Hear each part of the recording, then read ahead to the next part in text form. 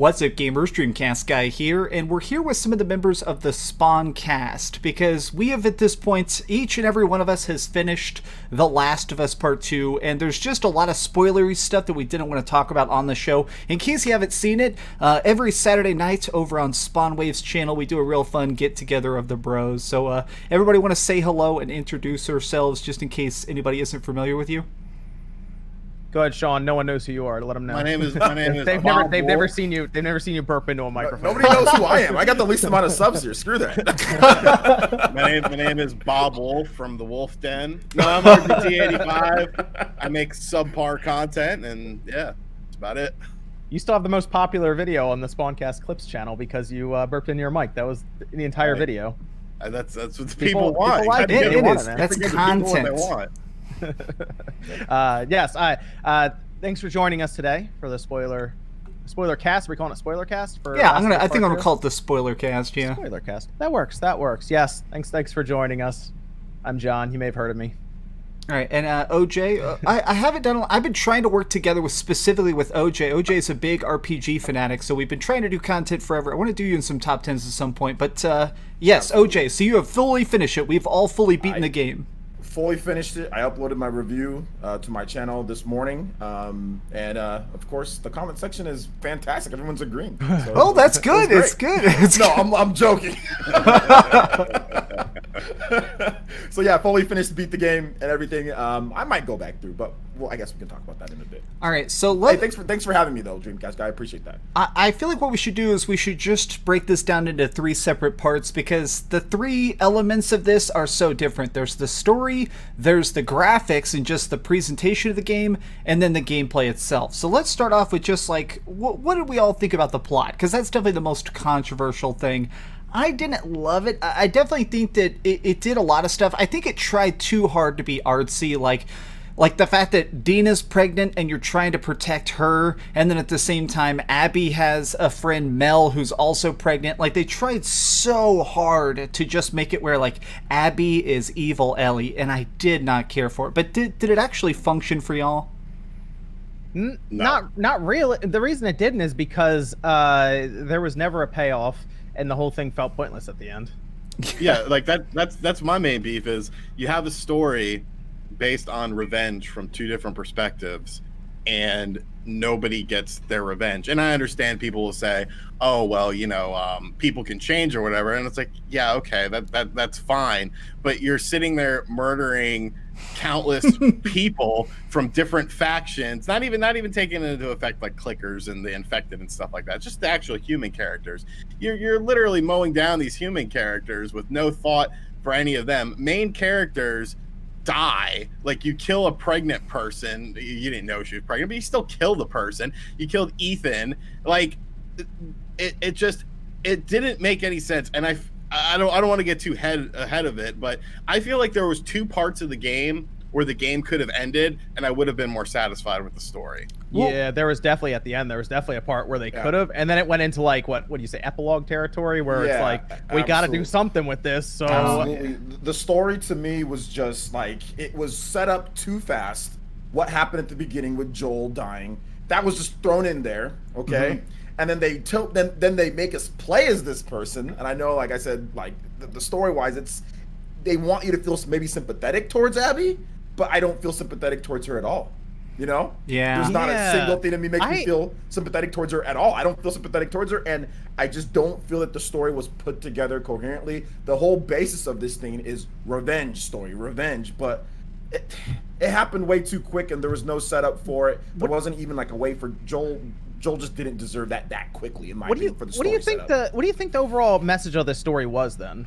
Revenge is pointless. I mean, can it really be that straightforward in a world where we already know that everything is bad and no one's really good? Well, so it feels like it's trying to be like an evolution of the old phrase, when you seek revenge, dig 2 graves. Like, the old Chinese saying definitely is like, you kill yourself in order to get revenge. But the problem is that nobody gets revenge and Ellie's life is still ruined. Like, now she's stuck in California. Like, what is she gonna do, just walk all the way back and go, sorry I left you, Dina, I guess I'll be your baby mama now? Like, I don't know, there's such a non-conclusion to it. It almost feels like, in a way, now that I've done 2 playthroughs of it, I kind of wish that they had made Abby's section like 5 hours or something. I do feel like it would have hit better. Even the cliffhanger conclusion, I do think it would have hit better if we didn't play through the whole game basically twice already. Like, it feels like we're going through so many of the same emotional story beats from the mirror side. It just made it where at the end I'm like, just pull the trigger. Can I ask also, like, with the story wise, like,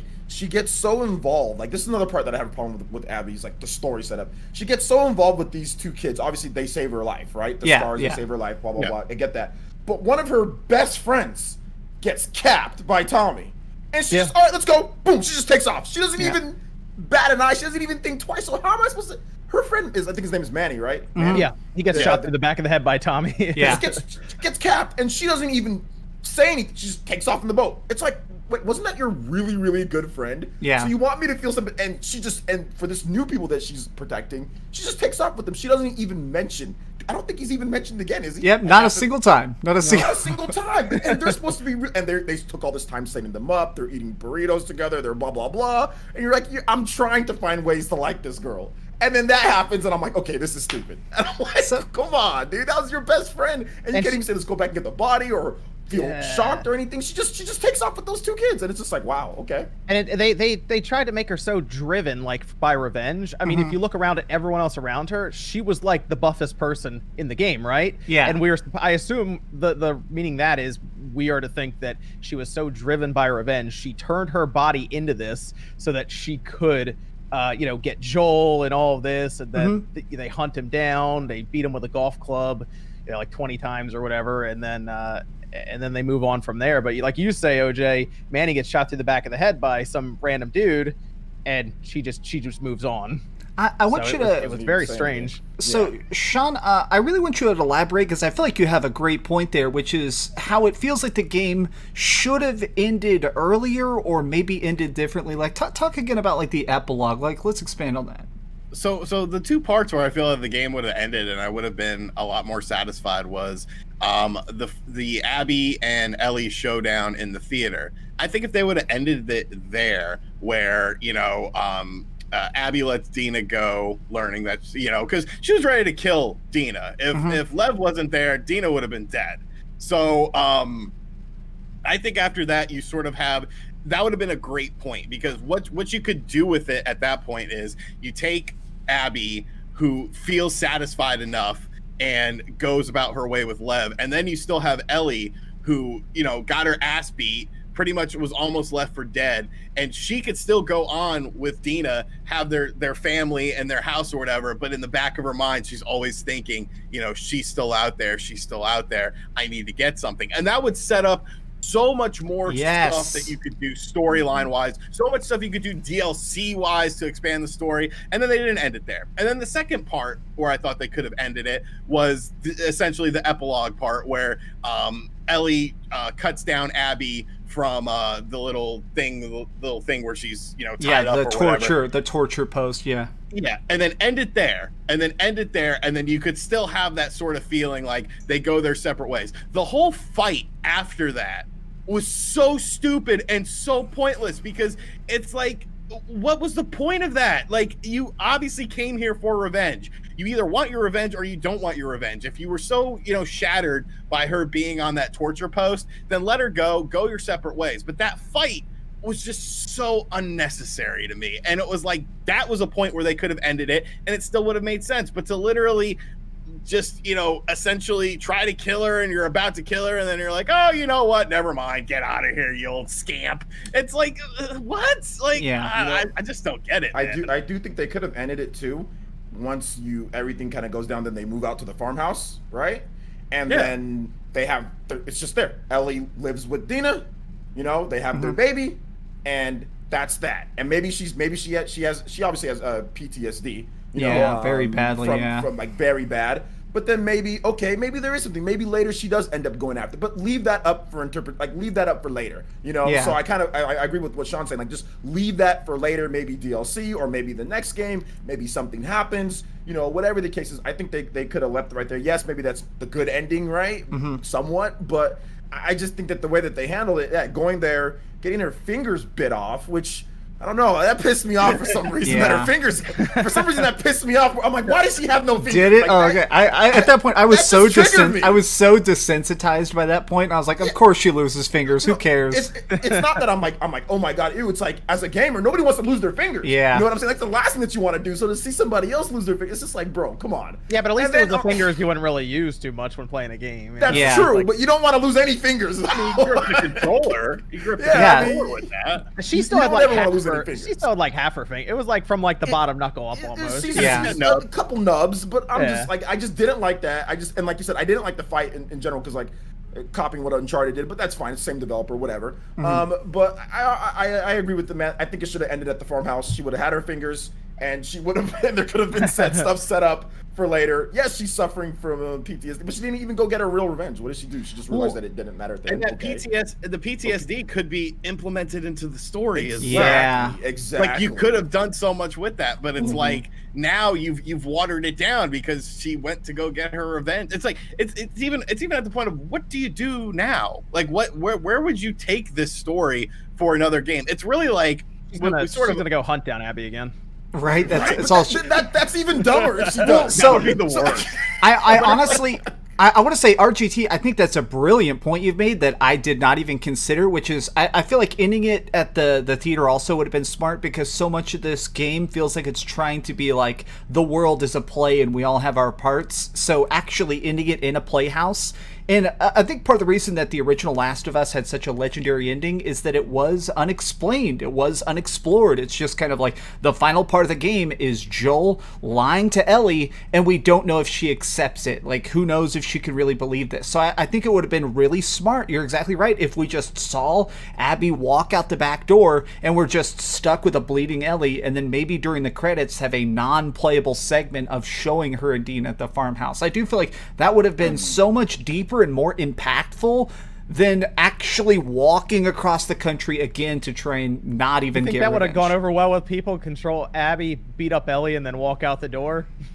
Maybe, or maybe have it where it flips back and forth. I do think that would have been interesting. As imagine if you were playing as Abby and you grab Ellie and then you flip control over and you're fighting her off as Ellie, and then it goes back and forth to try and show that you are both sides of the coin of chaos. I definitely don't think that. I feel like everything past that goes so downhill. They tried so hard for us to connect with Abby, and I know. I couldn't. But I know couldn't. I'm sure somebody out there could. Oh, like, I'm sure people out there can. Oh yeah, But, like, there are people out there. I was just, I think the biggest problem, and this has to have frustrated other people, was the whole point was building up to when Ellie and Abby came back into contact, right? To try to, fight it out. We were expecting this big battle, and they come up to the point where Abby is basically has Tommy hostage, tells Ellie to throw her gun away, and then it cuts to 3 days before, and you got to control Abby for like another 8 hours to get back to that point, because I'm like, I want to see what's about to happen, but now I have to play as Abby. By the way, doing some super pointless stuff overall in the grand scheme of things,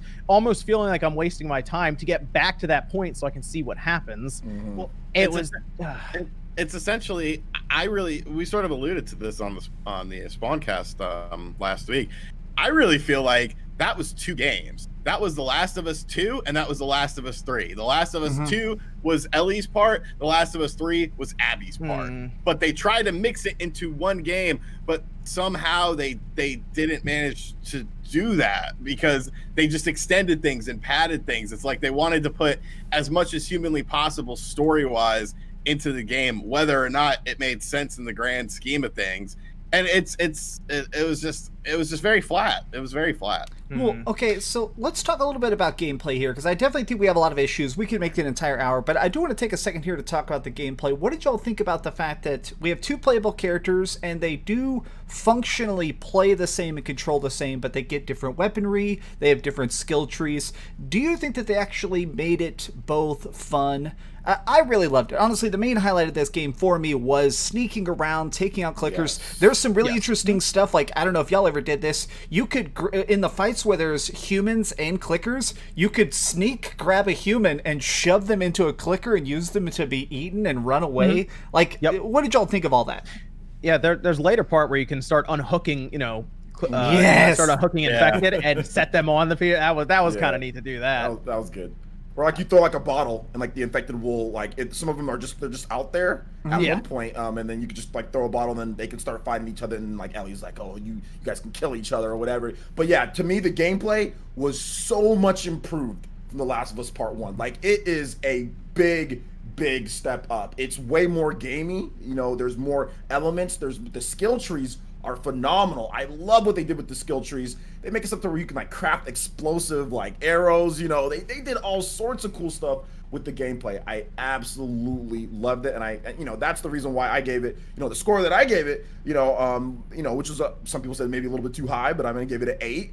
But because the gameplay was so good, the gameplay was very engaging. Yeah. It was fantastic how they put everything together. I love the little open part when you first get to Seattle. That part's amazing. With you get to explore and search around on the horse. Yep. I mean, I got a problem with that, by the way, because that was like just the beginning, and then after that it was just linear the whole way. And I'm like, when I first got there, I thought, oh wow, is this kind of how the game is going to be? Like, you're right. Is it hubs? Yeah. No, you're right, which was a little bit of a knock on the gameplay, right? Because it does, but it's cool. The Last of Us Part 1 didn't have that at all, you know? So the fact that at least they had that part was cool. On top of the upgrades, the skill trees, on top of everything, the stealth made me feel like I was like Snake, like I was like Metal Gear Solid. Even that one part where you're like in like I think when you first get into contact with the Scars, or the Seraphites, and they get shot with the arrow. That part is all grassy. It looks phenomenal. I love sneaking around there and just like Ellie. She can like do as many stealth kills with the shiv because she has like an unbreakable shiv or whatever. Yeah, a magic shiv. Yeah, it's like magic. Everybody else's breaks, but hers is the greatest of all time. What were you saying, Sean? So it's pretty cool. I think because one of my main gripes with the first game was I just felt it was too linear. And yes, the open part was awesome, but I even felt that even the more secluded parts that you're in the game, they still felt a hell of a lot more open than they did in the first game. Like even when you were like, okay, it's obviously a point A to point B mission, like I still felt like there was a bunch of different ways to skin that cat. There was different ways, and obviously some of them were definitely very linear, a lot like with the platforming and stuff like that, especially when you're Abby with Lev and you're getting to the top of the hospital or whatever to get the supplies. Like that was obviously very linear, but I felt they did a much better job of opening up the gameplay and actually making it feel like you could essentially go more places. There was more buildings to go into. So I definitely appreciated that. I thought the gameplay, was great. I was kind of annoyed when you're sitting there, you're leveling up Abby and then you have to go to Abby and she has nothing, and I was kind of like, really? I gotta start all over again. Like that kind of pissed me off a little bit. But the reason it didn't bother me is that something that I think really worked on a design level is the fact that the new skill trees were always hidden until you found the book, and it made it where you had no idea what the next upgrade was going to be. I played this in some pretty long play sessions, and so even when I got Abby, it sucked that she had to restart, but I had no idea. Like as soon as I saw that all of her upgrades were going to be different and I was going to get different skills, that actually got me super excited to make it where it's like, well, now I want to find pills and I want to find scrap. I want to upgrade this. I noticed in that first hour though, when you take control of Abby, they throw a lot of pills and like all kinds of stuff at you, so you can kind of catch up a little bit. But yeah, once you started finding those books, especially with Abby's stuff, it actually became pretty interesting, I think, to see what would get unlocked because they were unlocked in different orders and everything. When I was playing that, I actually thought that the Abby thing was going to be like 2 hours because they flood you with like machine guns and bullets and stuff. I was like, oh, this will be, they're really trying to twist, and it just kept going and going and going. And I'm like, am I replaying through the whole game again? Damn. You know what, DreamcastGuy? I was thinking that. I was like, oh, this is not going to be too long.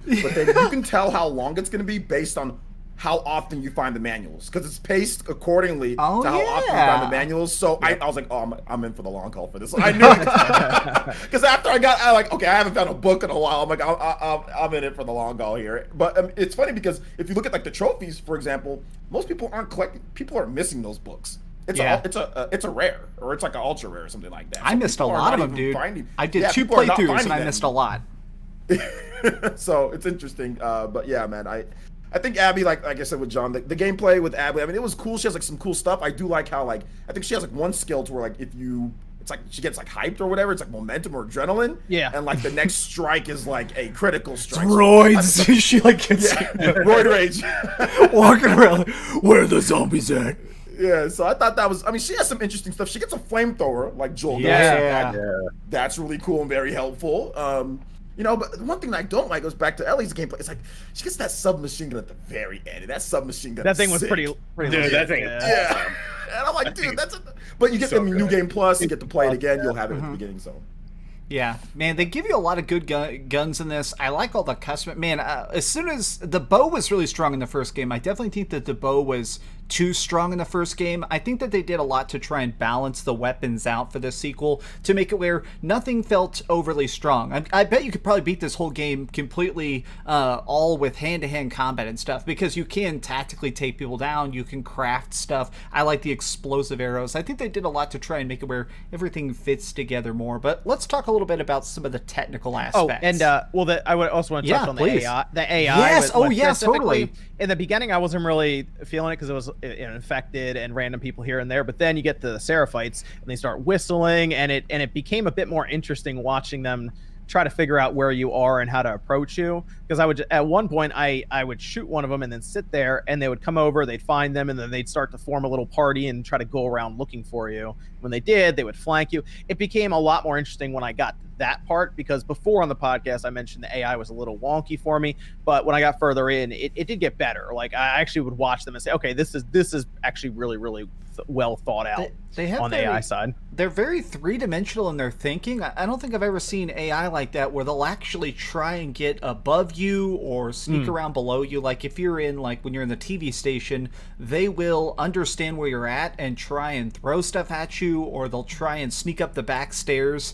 It's interesting that the AI actually seems to think. I feel like a lot of AI is just pathing. It's just, how do I walk to them? Whereas this one, it actually seems like they'll send one guy as bait sometimes, and the other three will They'll try pair and attack. up. It's interesting. Yeah, it's super adaptive, and I like the fact that they actually have dogs and stuff. It's cool that they have, like... I hated the dogs. They have so many more tools. Dude, I had to kill so many dogs, because even when I was doing my speed run, my second run, I ran a lot more. The dogs are so fast, a lot of times I'd have to like bash them with a baseball bat as I ran. It was awful. But let's talk a little bit about the technical aspects of this. We've touched a little bit on it in the terms of AI, but this game, like, can we just say graphically, sound design wise, this has got to be one of the most beautiful. It's probably the best one on the PlayStation 4. Who played on a PS4 Pro? You guys? I did. I know John. Yeah. John, you did. Yeah, I did too.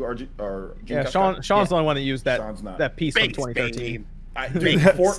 4K HDR TV. Oh my gosh, that's how I played this game, and it's beautiful. And the sound design, like you said, did you guys notice the sound design with the safes? You can actually get each of the combinations by listening to the sound. It's like a different type of click.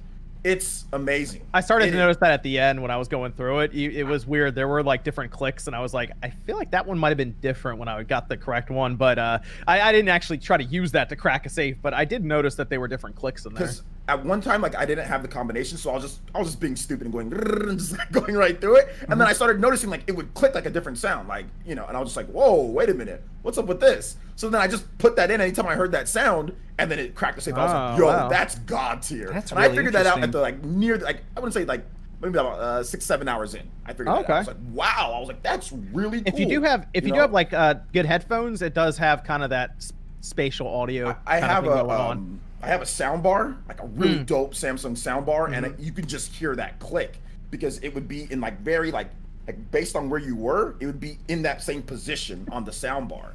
So it was clearly coming out of that one little spot. So their sound team did a very good job with that. Very, very good job with that. I definitely noticed that they tried to toy a lot with like I'd almost call it dynamic scaling to the audio. Like one of the things that they've introduced in this game is going prone. You can crawl through the grass and stuff, and I've noticed that when you're crawling, it'll actually make like an elbow in the sawdust kind of sound effect. You can hear creaks and stuff. The whole listen mode. I think they've done a lot with sound, but more than anything, visually, I think it looks great. I'm glad that they managed to hide the. I feel like it's more obvious now. We've been playing on the PlayStation 4 so much, we kind of see the hidden load screens. And let's face it, there's a lot of times where it's like hold triangle to open a door, but I'm glad that there's pretty much no like visible load times in the whole game. 20 hours, you never actually run into like a bar on the screen. And I like that.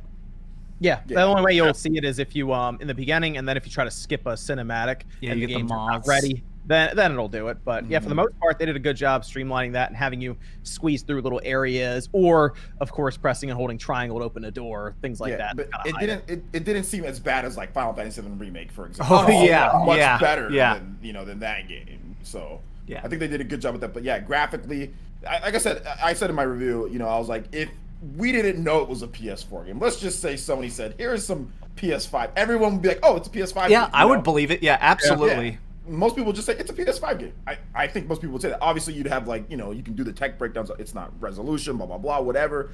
But it looks amazing. It looks better than pretty much every single PS4 game, in my opinion. I don't think there's another PS4 game that looks anywhere near as good. God of War might be, close to it. But man, this game just looks phenomenal. Looks absolutely amazing. I was blown away by it graphically. Blown away. All right, so let's just do some final thoughts that anybody who's comfortable giving it a score. Obviously, I gave it a 7. OJ was saying he did. He gave it an 8. Definitely check out his channel. Check out his review. I haven't watched your review yet, OJ. I'm going to watch it as soon as we're done filming this. Thank you. You don't have to, but thank you. SpawnWave and RGT, though, if you had to put a number on this, like, what do you really think? If you could really break this down, what do you think of it in totality now that you've finished it? I would give it the same score I would have given the first game, and that was like an 8, maybe an 8.5. All right.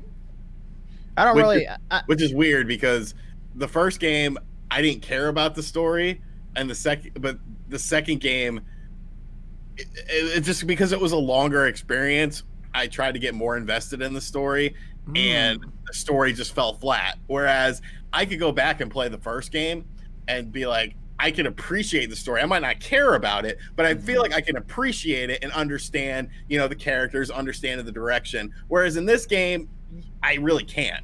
So I feel like that sort of holds it back. So would you say that for you, the story is almost intrusive? It's almost like detrimental, whereas the first game, it was like supplemental? It's just, it's too much of it?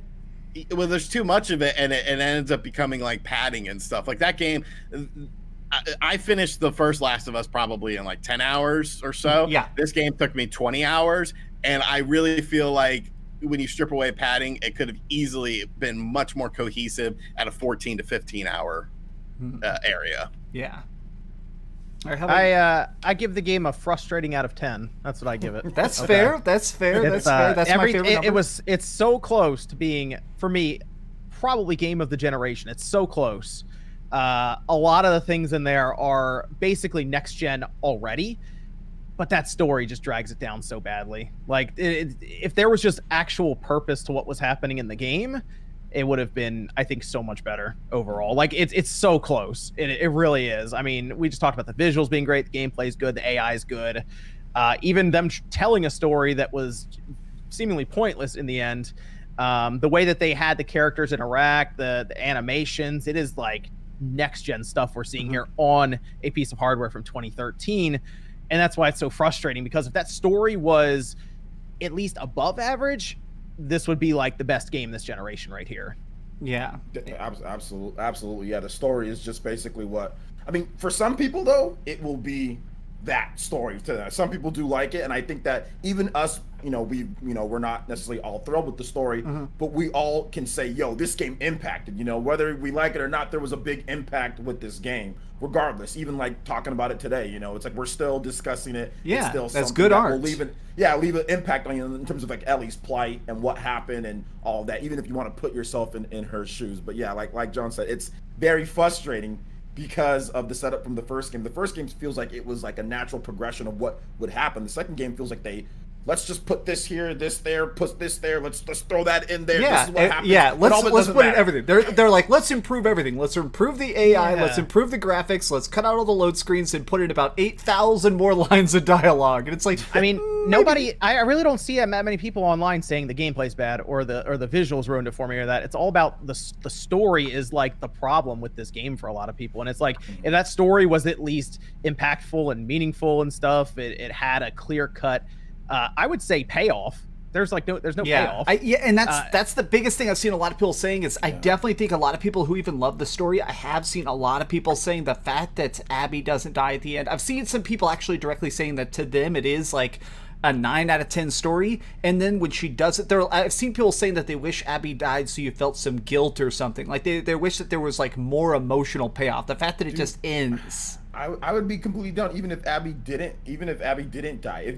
If Ellie was happy with Dina at the end that would have, I'm like, all right, even then that's not that great, but I would have taken that because at least Ellie's happy, at least she has her kid. But when she goes back to the farmhouse, Dina's gone. They move out. I'm just like, oh, you've got to be. So that was a waste of time. It was a complete waste. Abby didn't die. She lost Dina. She lost the kid. She lost her fingers. She lost. And this is stupid. And she can't use the one memory of Joel that's left, and that's the guitar. So she had to leave it and walked away. Yeah. Oh my god. Because she couldn't play the guitar anymore. All right, this is depressing. All right, well, thanks so much. This has been our spoiler cast thoughts, for better and for worse. Thanks so much for coming on, guys. Oh, let me ask you this one question. Yes, please. Okay, this is part of the story, but I'm very curious. Mel was killed, right? Mm-hmm. Mm-hmm. Do you think that the only reason Abby was really broken up about that was because Mel was pregnant? Like, do you think if Abby walked in and Mel had died, but Owen was still alive somewhere, do you think Abby would have cared? No, I think that she doesn't say it directly, but I actually think that she cared a lot about Mel because that was her father's favorite student. Like, that was the last, like, knowledge. Because clearly, Abby wasn't a doctor, so she couldn't take any of this important knowledge that her father had created. This was the last living remnant of her father's research was in Mel. So when she died, it felt like her father died again. I took it as that. Because the way she died, it felt like daddy's gone again, in a way. Because she was the one person in the way of her and Owen, like, moving away. Yeah. She won't go with Owen if Abby goes. She will stay there. Well, I think that Mel obviously hated Abby more Oh, she than definitely Abby did. hated, because she found out about the affair thingy, so she found out about that, and then she hated her even more. But I think overall, I think Abby necessarily didn't hate Mel, but Mel hated Abby though. Mel did these bitch smiles. She'd like all the time at her. Yeah, Mel absolutely hated, but it wasn't the other way around. You know, Abby was fine with Mel, but like she knows, like, you know how women are women. She knows what's going on. I mean, they had an issue. So yeah. But like, do you think Abby would have been like, oh, Mel's out of the picture now? She would have been upset. No, she would have. Even if Owen was still alive, I think she. But then again, I think maybe would she have been as upset as when Manny was killed, her best friend? Yeah, exactly. I was thinking she'd be upset, but then again, wait a minute. She would be sad for 30 seconds. Exploded onto Abby's face, right? And then she was like, "All right, let's go." Yeah, that's a good point. That's a good point. That's true, but then again, Mel's death would affect Owen, then which could affect her. So there's also that angle too. Yeah. I just want to end this by saying I'm amazed at the amount of sex these people are having during this apocalyptic I'm not, bro. era. Nah, dude. Oh man, you got like clickers and stuff trying to kill you, and you're just like, you know what? We need to do it on this boat. Yeah, but if you think about it, they've pretty much gone back to their primal instincts, right? Is the idea, because it goes to the apocalypse and it goes backwards from civilization to that. So you go down to your basic needs, right? Eating, sleeping, all of that. And I mean, I guess to them, there's like, what else is there to do? Work out? Well, and it's realistic. There have been times where countries have collapsed. We have unfortunately historical data times where nations have collapsed. There's nobody, there's no cops, there's anything. And if you look, sometimes after that, there is a actual explosion of birth rates because people are sitting in blacked out buildings being like, well, I don't have a condom, but I'm bored. You know, there's no rules. Wait till September and October of this year. You'll probably see it again. Yeah. Oh God, the Corona boomers. Okay. Thanks so much for watching, everybody. Just real quick, I'm going to put links to everybody's channels down in the description box. Once again, we have OJ PlayerEssence, we got RGT 85, and of course, we've got SpawnWave. We're going to be doing a podcast, as always, Saturday night. Thanks for watching a bunch, and we'll see you on the next one.